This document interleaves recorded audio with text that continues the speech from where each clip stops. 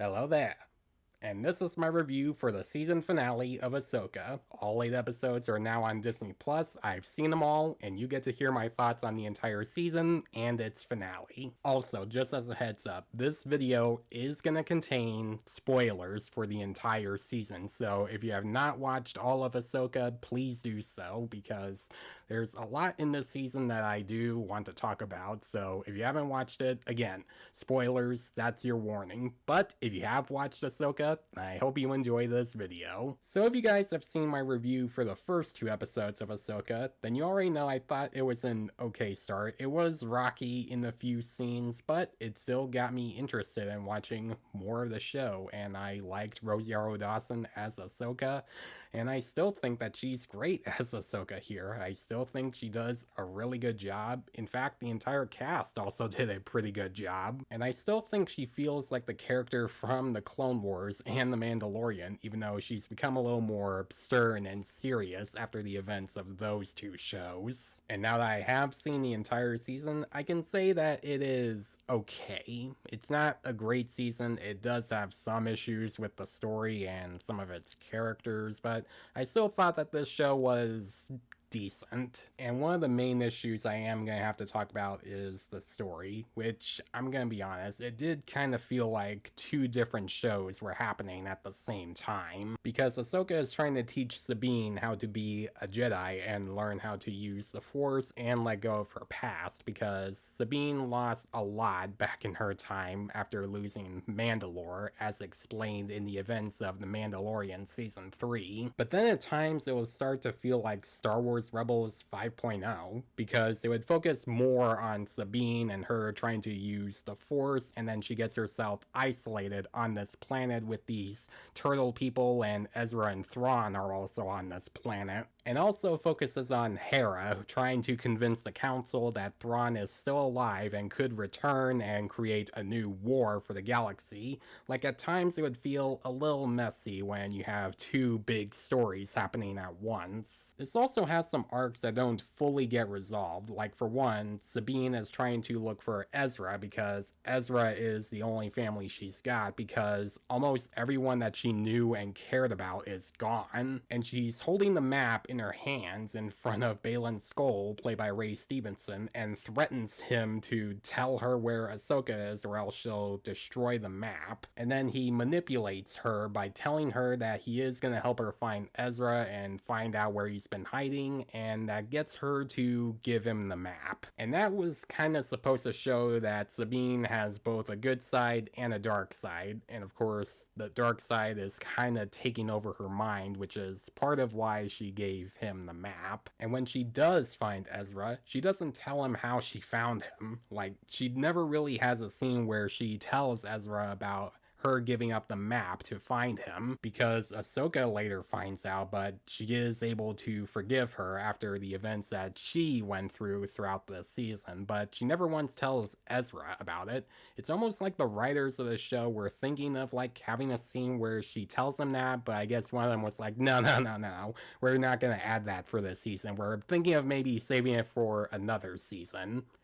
Seriously, what the heck? Now let's talk about the villains of this show: Baylan Skoll, Shin Hati, Morgan, and Grand Admiral Thrawn. Baylan Skoll used to be a Jedi who unfortunately had to see everything he knew and care about go to ashes after most of the Jedi died, and him trying to teach Shin Hati to be something different and not a Jedi does show that he has lost his faith in the Force, and it does create a very interesting villain arc for Shin Hati and Baylan Skoll. Now, acting-wise, Ray Stevenson does a great job. I thought he was one of the better parts of the show, and it really sucks knowing that he's gone, because Ray Stevenson is a really good actor. It's just that the material that he was given could have been better, because it was actually a really good setup for a potentially great villain or a great anti-hero. And the same goes to Shin Hati. She had a really good setup in the beginning, but wasn't well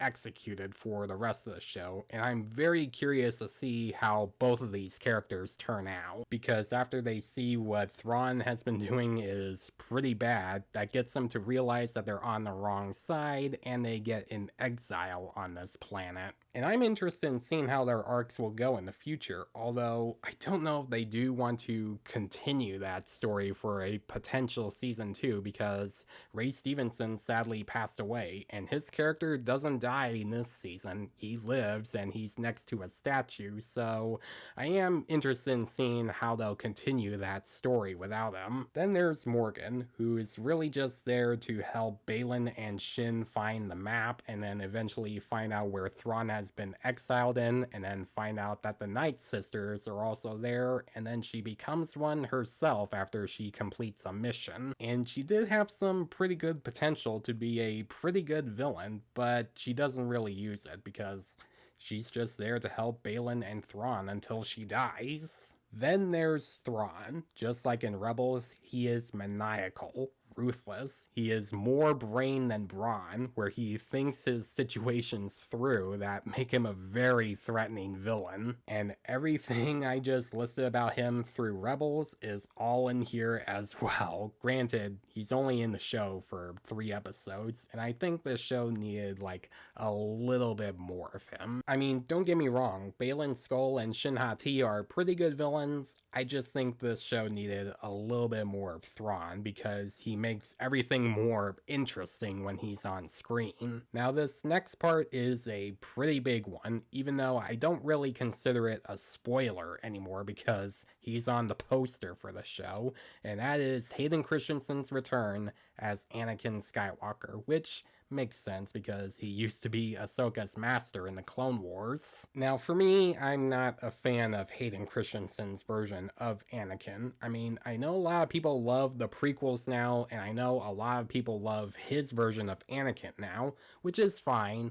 But for me, even in recent years, I still don't like his version of Anakin because his version felt more whiny and he complained a lot and didn't make me believe that he was supposed to be Darth Vader in the original trilogy. Here though, as a more mature Anakin from the Clone Wars, he's alright. He's decent, and he's really just there to help Ahsoka be a better master for Sabine and learn how to let go of the past. Because we see flashbacks of her learning with Anakin and going through the Clone Wars and the Siege of Mandalore, trying to learn more about the mistakes that she has to learn throughout her journey and what she had to go through throughout that time in the Clone Wars, and learn how to let go of the past. Also, I just want to mention there's one pretty cool shot in this show. Like, there's this one scene in the Clone Wars flashback where you see Anakin walking down the fog, and when explosions are happening from a distance, you see him turn from Anakin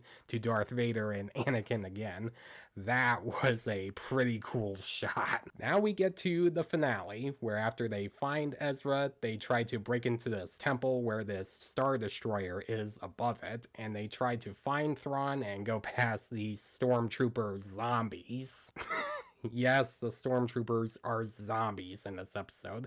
It's kind of cool, but weird at the same time, but I went with it. It was kind of fun seeing them as zombies. Sabine is finally able to use the Force by using it to pick up Ezra's lightsaber and go and help Ahsoka defeat Morgan, but unfortunately leaves Ezra on a Star Destroyer after they try to break inside it. But don't worry, Ezra is able to disguise himself as a stormtrooper, steal Baylan Skoll's ship, and manage to reunite with Hera.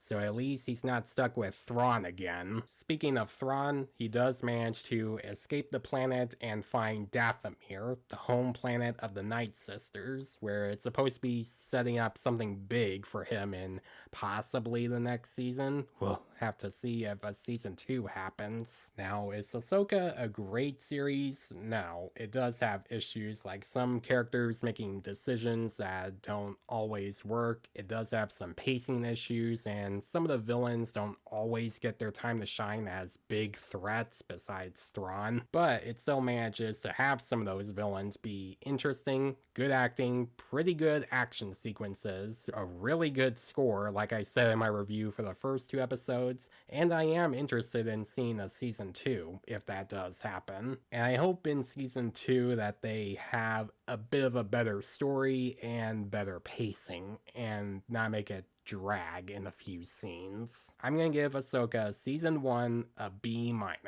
So guys, if you have seen all of Ahsoka Season 1, what did you think about it? Did you think it's the best Star Wars show of all time, or do you think it's as bad as some of the other Star Wars shows? Let me know in the comments below. And as always, if you liked this video, and if you are a Star Wars fan, and if you are an Ahsoka fan, then please leave a like and subscribe to my channel so you don't miss a thing, because it helps my channel grow. Follow me on Facebook and Instagram. Hit the notification bell so you know what other videos I'm posting. Thanks for watching, guys, and may the Force be with you.